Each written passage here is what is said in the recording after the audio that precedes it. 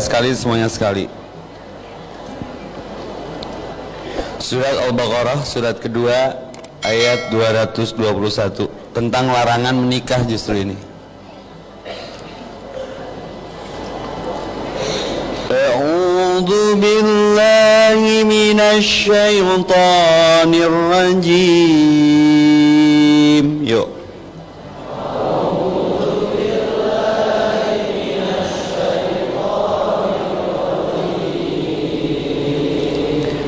ولا تنكحوا المشركات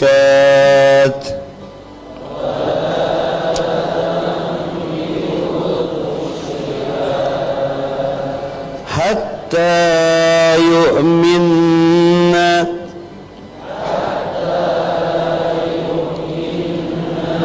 ولا أمة مؤمنة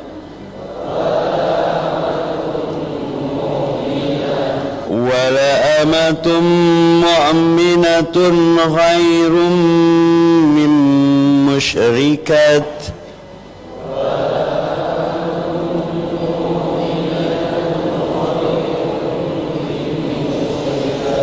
ولو أعجبتكم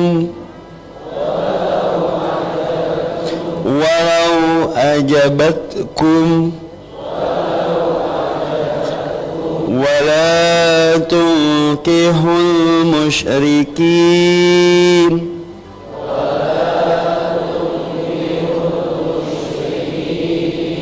حتى يؤمنوا والعبد مؤمن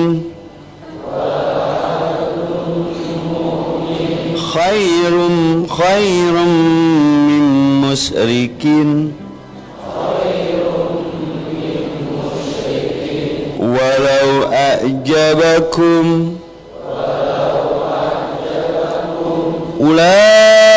أولئك يدعون إلى النار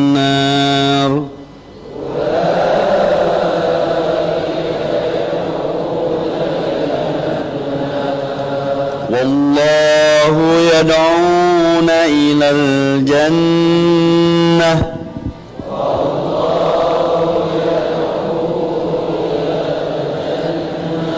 والمغفرة بإذنه ويبين آياته للناس لعلهم يتذكرون. Begini, saya dulu pernah berdoa berkali-kali sama Allah Subhanahu wa taala bahwa saya ingin membaca Quran itu fasih fil makna. Fasih itu artinya jelas, runtutan logikanya jelas. Sehingga barokahnya fasih itu logika Quran atau logika yang dibangun Quran itu menjadi benar-benar logika yang diterima siapa saja, termasuk diterima oleh orang kafir. Kita tahu Umar itu masuk Islam sebelum mondok apa gak pernah mondok? Sebelum mondok, gak pernah beliau ngaji tafsir, gak pernah mondok. Tapi beliau dengar Quran itu faham. Karena logika yang diutarakan Quran itu logika sesuai fitrah salimah, sesuai akal yang apa? Sehat. Saya dimana-mana cerita karena ini kebanggaan para mufassir. Ketika Jubair bin Mut'im bin Adi menceritakan bapaknya, yaitu Mut'im bin Adi, beliau adalah orang yang sangat pintar sekali sehingga didelegasikan oleh kafir Quraisy untuk jadi negosiator di Asra Badrin. Jadi perang Badar itu kan ada Asra Badrin, orang-orang kafir yang ditawar Islam. Kemudian orang ini diutus untuk jadi negosiator. Singkat cerita, pas datang ke Madinah, pas Rasulullah SAW baca surat Wattur wa kitabim mastur fi raqim mansyur sampai ayat am khuliqu min ghairi syai'in am humul khaliqun sampai ayat am khalaqus samawati wal ardh. Di ayat itu Allah menceritakan kalau Tuhan-Tuhan yang kamu anggap Tuhan itu sebagai Tuhan, misalnya Lata, Uzza, Manat, Nggak apa-apa kata Allah. Tapi kata Allah, saya minta bukti prestasi mereka apa kalau sebagai Tuhan itu. Apakah pernah ikut menciptakan langit bumi? Atau kalau nggak bisa menciptakan urun kata Allah, urun semen sak-sak kata Allah, penting urun. Sehingga logika lalu terbangun, prestasinya apa? Tuhan-Tuhan yang kami tuhankan itu. Kata Allah, Qul ara'aytum ma tad'una min dunillah aruni madza khalaqu minal ardi am lahum syirkun fis sama. Kalau mereka Tuhan, tunjukkan prestasinya ke saya kata Allah. Apakah mereka terlibat dalam penciptaan langit dan bumi? Atau kalau nggak bisa menciptakan 100%, kata Allah setidaknya urun. Ya tadi urun semen, am lahum syirkun fis sama. Syirkun maknanya urunan. Lalu ketuhanan berhala, Uzza dan sebagainya batal karena ayat ini. Orang kafir berpikir, wah ini tidak Tuhan karena nggak punya prestasi apa-apa. Lalu mereka secara ekstrim malah berpikir ateisme, tidak mengakui adanya Tuhan. Kalau nggak diakui adanya Tuhan, berarti alam raya ini dimulai dari ketiadaan. Logikanya berarti begini, hadhil maujudat khalaqahal adam. Langit yang karuan wujud, bumi yang karuan wujud, hewan-hewan yang karuan wujud, matahari, rembulan, lautan semuanya wujud. Kemudian semua maujudat ini dirumuskan khalaqahal adam, diciptakan oleh ketiadaan. Pertanyaannya adalah mahuwal junun asyaddu min hadza, kegilaan apa yang lebih parah ketimbang ini? Karena sesuatu yang wujud dimulai dari sesuatu yang tidak wujud. Berarti sama dengan mengatakan hadhil maujudat khalaqahal adam. Semua yang enggak ada ini diciptakan oleh sesuatu yang enggak.